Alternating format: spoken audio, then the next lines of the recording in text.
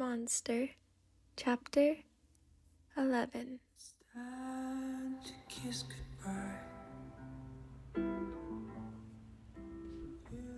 I waited patiently as it had been almost an hour. Everybody had left me alone as I waited outside my own office. I felt helpless. How could this happen to Bachira?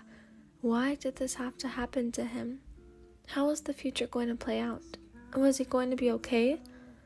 Finally, after about an eternity, Miyako came out of the room with a smile. You can see him now. He's going to be okay. But he's still unconscious.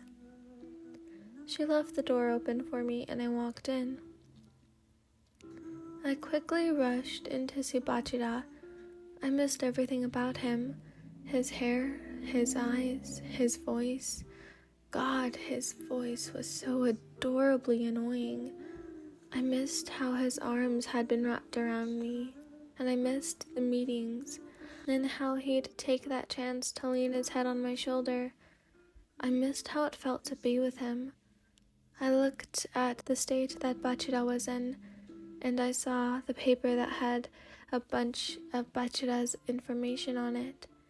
Miyako had written a report already, so it would soon be reported to the Blue Lock admins. Bachira, please, wake up, I whispered weakly. I sat down on the floor next to where Bachira had lied. I missed him so much, and in that moment, I looked over at him and grabbed his hand. Entwining our fingers, I elevated myself so that I could see his face and plant a kiss on his cheek. But seeing how he was still unconscious, God, I just wanted to see him smile. I fell back, still holding his hands, and my face covered with tears. Eventually, though, I fell asleep. Bachira's POV. I woke up in Ryan's nursing room again. I really needed to stop ending up here. I couldn't remember exactly what happened, but I remembered that the last person I had talked to was YN. Suddenly, the memories flooded back, and I remembered how I had felt unwell that day, but brushed it off. I looked down at my body to see wires and machines surrounding me. Something warm was also in my hand. I sat up to inspect, only to find out that it was another hand. Who in the world would want to hold my hand?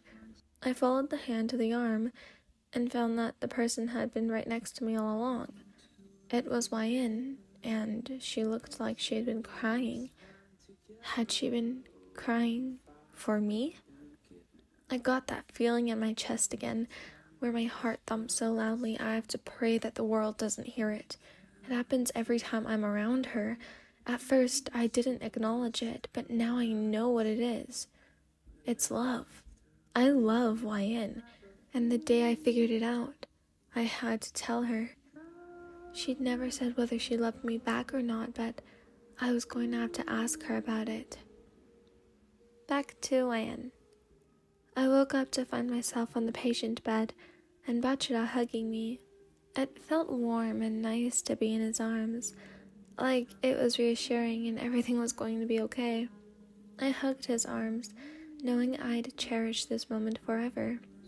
I was going to fall back asleep until I heard Bachira's voice. Morning, sweetheart. I turned around to face him.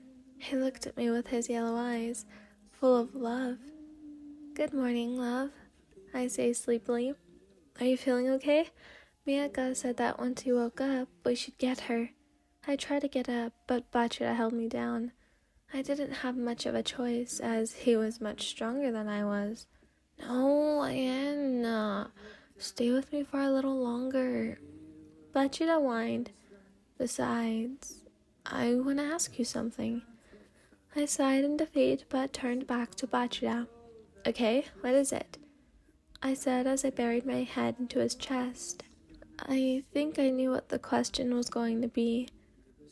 Will you be my girlfriend? Bachira asked. What does it look like, you idiot? I laughed as I looked up at him. Aren't we already dating?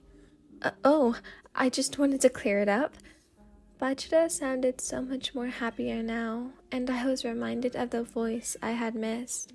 I missed you, Bachira, I whispered, just loud enough for him to hear. I was so afraid of losing you. He started petting me on the head, like it was his way of reassuring me. Don't worry, Ian. I won't scare you like that again. He chuckled, or at least I'll try not to. I smiled at him. You better, you idiot.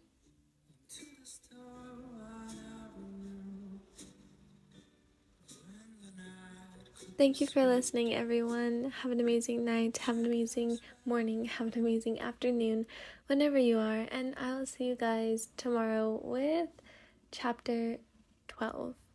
Jude wants to say something, so here you go.